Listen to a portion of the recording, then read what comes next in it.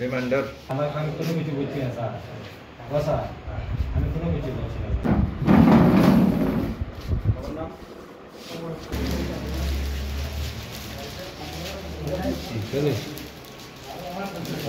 গত 26/7/2025 তারিখ রাত্রেবেলায় 1টা থেকে 3টার মধ্যে আমাদের ইছাইল চড়াই একটা বাড়িতে একটা রবারি হয়েছিল।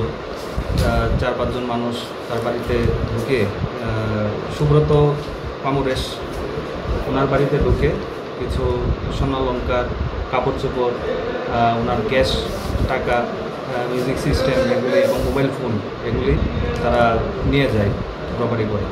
তো পরবর্তী সময়ে আমরা একটা কেস রেজিস্টার করি, যা Kadamtala PS case number 41 number. তো যথারীতি আমরা একটা কেস নিয়ে তদন্ত শুরু করি। তদন্ত চলাকালীন আমরা সাসপেক্টেড কিছু মানুষ 2 জনকে আমরা অ্যারেস্ট করি, যাদের নাম হচ্ছে জামির উদ্দিন সাউথ কদমতলার এবং কাপ্পু শুক্ল দাস সাউথ ফরুয়া।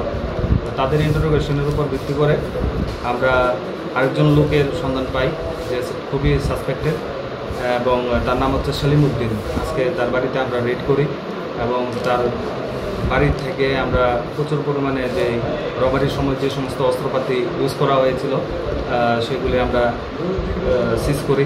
পাশাপাশি ক্যাশ আমরা 12,100 টাকার মতো আমরা রিকভারি করি।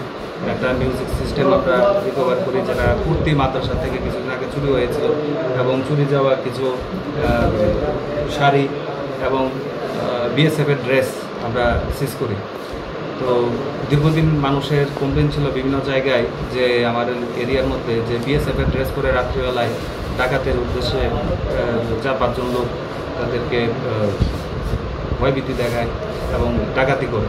তো যথারীতি তার বাড়ি থেকে সেই BSF-এর ড্রেসগুলি আমরা সিজ করি, তাকে আমরা কোর্টে ফরওয়ার্ড করবো এবং এই কেস আমরা অ্যারেস্ট করবো। তার বাড়ি চুরাইবাড়ি থানার আন্ডারে খাদিমপাড়া।